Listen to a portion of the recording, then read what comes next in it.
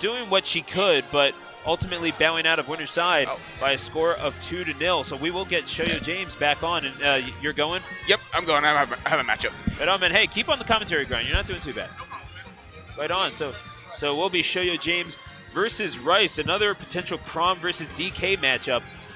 In fact, Ace, my co-commentator just now, it was at his expense that Rice moved on in this bracket to wind up facing Shoyo James. So this will be interesting to see how this turns out. This won't be the first time that Shoyo James has taken on a DK, of course, but you have to see how he handles the extremely offensively oriented game of Rice here at the break.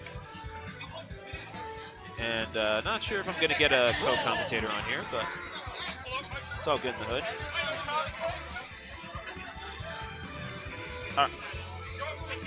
Yeah, okay, whatever. I'm chilling.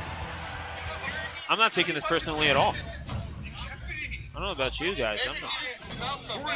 Yo, there you go, Jaxel. I'll never work here again. Anyway, game number 1.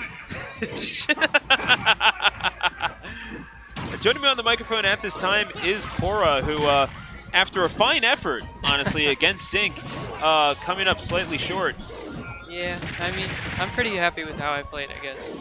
No, you should be. You did pretty well for yourself, on all things considered. And at Rice, looking for a bit more of a concrete result here against Shoyo James, who again moving on at the expense of another Crom in Ace, looking for this stage spike. Without the stage, I suppose. I don't know if he meant to throw the other way or thought it would spike, but either way.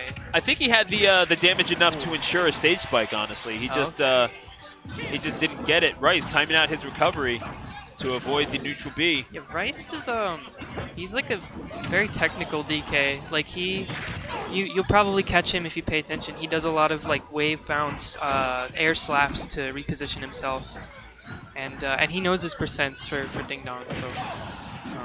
No, this man, I saw him play in a friendly, in fact. It was one time, I believe, either at Platinum Star or the break. Oh, wow. Rice will take the first stock, courtesy of the down air.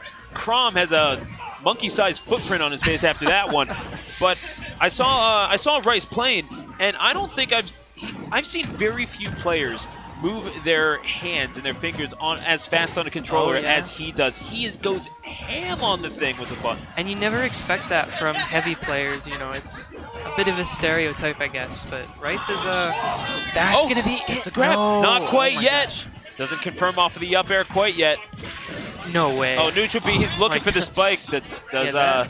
He didn't feel like committing to trading stocks there, so we'll see if that comes back to haunt him. I mean, he couldn't space it out enough to get the spike to I begin have with. to go and play again. All right. Never mind. All right, Cora. Maybe we'll see you back here, but perhaps. Back air. Shoyo James. He never wants to see this DK again, and he will not see that. Well, he'll see him, but he'll be one stock down. And Rice looking to reestablish himself in this game number 2.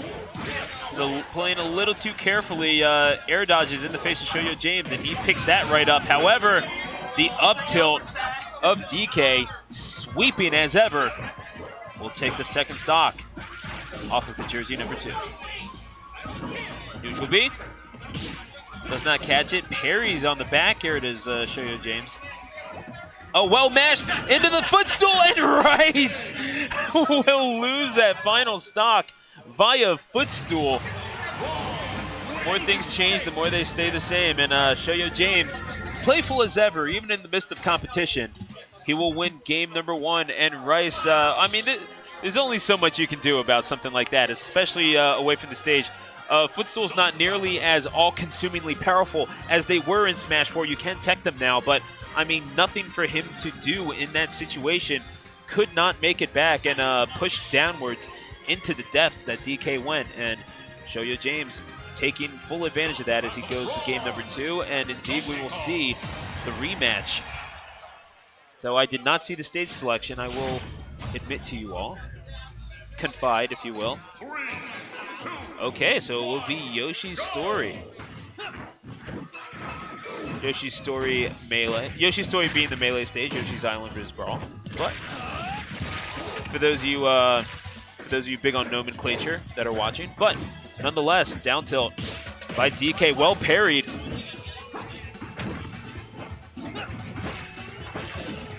Looking to slap the ground, perhaps slap Crom up in the air with him. Try to get a decent mid-range combo going. Neutral air into back air into the kill.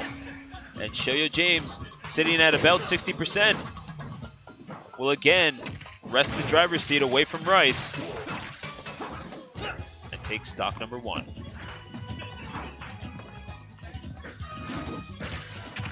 Up air. Getting the grab, and Shoyo James unrelenting, but mistiming the recovery back to stage. And that's where Rice is going to have to get his bread and butters, especially as DK against this Crom can't afford to whiff. Oh, well parried. He does have the tools with which to outrange Crom. However, Shoyo James, he doesn't go in unless he absolutely has to. And, well, why go off stage when you can stay put and slam that sword down and collect the kill? Gets the burial and claps that first stock out of existence, does Rice. Now combos. Up B out of up B catches Rice in midair. Oh, trying to catch that that up B recovery, but nothing doing for Shoyo James. However, he will take some of those combinations up on the top platform, and they'll have to suffice. Missing on the neutral B is Rice, who slaps the ground, and down smash is not going to take that stock. As tricky a blast zone as that is to negotiate from disadvantage, Shoyo James, well, he's one of the best in the world for a reason. Oh, gets the barrier on the ledge, does Rice. It's not quite going to kill yet, however.